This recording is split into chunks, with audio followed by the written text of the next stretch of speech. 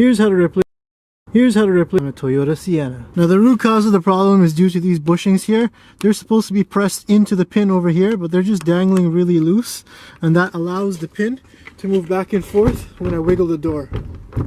Similarly, there's a little bit of play in the lower hinge as well.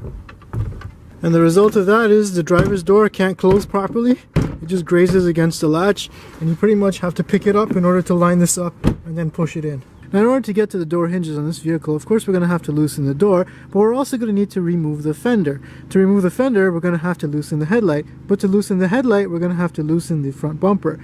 And to loosen the front bumper, we're going to have to loosen the inner fender liner. So we're going to start under the hood by removing these two 10mm bolts that hold the headlight on. And then we have this front fascia here that we're going to remove next. It's just held on by pop clips. We disconnect these by popping them up with a screwdriver and removing them.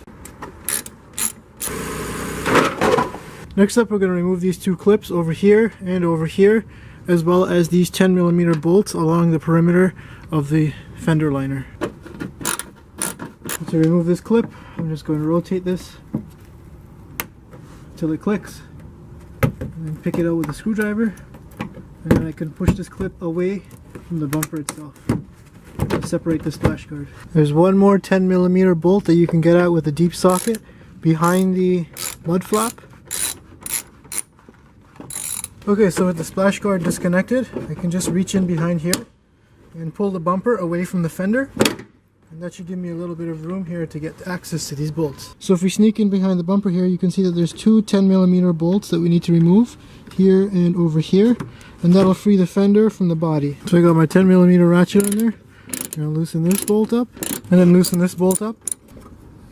There. So with those two removed, I also found that that last one there also needs to be removed. Now up inside of the fender we have two more 10mm bolts to remove. Now underneath this rubber guard here, I'm going to just pick that up. There is another hidden bolt over here that we need to remove. Now next to the headlight here where the bumper is, I'm just going to pull this back, and I'm going to remove one more 10mm bolt that is holding the headlight on to the rad support. Alright, so with all the headlight bolts disconnected, I'm just going to use my brother's toothbrush here and pry up on the headlight, and I can free it from the fender and sort of just move it off to the side. So it's free there. And then there's a 10mm bolt just above the upper door hinge. Next up, I'm just going to reach in and pry off this triangle here, just held on by clips, and that reveals the last 10mm bolt holding this fender on. So with all the bolts loose, I'm going to remove the fender. Now one note about these fasteners here is that this fastener plugs into the splash guard and the fender itself, and even once you remove the screw here, you still can't get it out normally because it's got these two tabs on it over here. So you actually have to go from the back, squeeze on the tabs, and then force it out that way if you want to reuse this piece. So with the fender out of the way, we can clearly see the top hinge for the door. We have two 12mm bolts going into the body, and then two 12mm bolts going into the door. Now, as long as we leave the door latch closed, we can actually change this top hinge here without affecting anything else. So I'm going to go ahead and loosen up this 12mm bolt. And then this 12mm bolt. Then I'm going to come in and loosen up. What the hell? This one's already loose.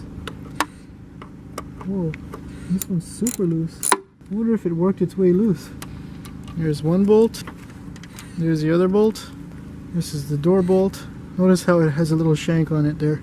And there's the top bolt, again very similar to the lower bolt. And this here has a little bit of sealant on it, so I'm just going to use a flat screwdriver here to pry this off of the body.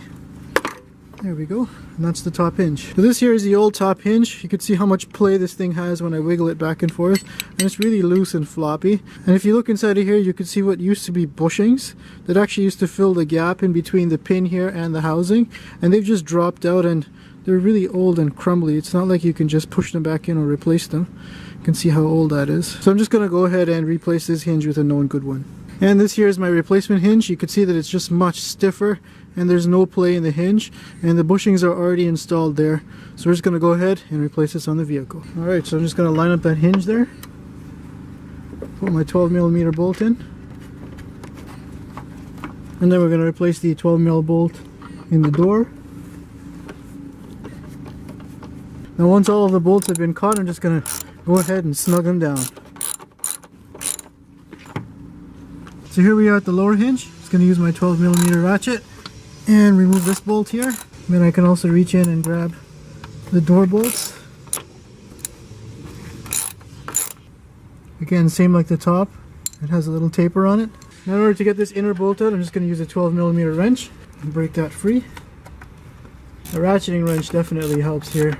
And with all the bolts free, I'm just going to break this free from this sealant and remove the old hinge. Now similar to the top, you can see that this bushing here has been pretty mangled up and it's starting to come out of the pin, and that's what's causing it to have so much play. And this here is the replacement door hinge. It's a lot tighter than the existing one with very little axial play. I'm just cleaning off this sealant here. So we're just going to install the new hinge and put that bolt in. Then I'm going to catch the bottom bolt, and then catch the top hinge bolt, and then I'm going to catch the inner bolt here.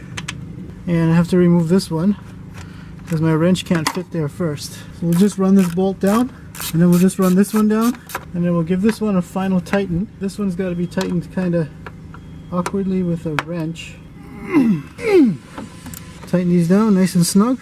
So before I put together the front end, I'm just going to open the door and close it a couple of times, and I can already tell that this closes much smoother than the old hinge. I'm also going to make sure that it lines up with all the body panels, and I can also check to make sure there's no free play. In this case, there's absolutely nothing that I can feel in the hinges. KHODROiD.com. Auto parts and accessories online shop.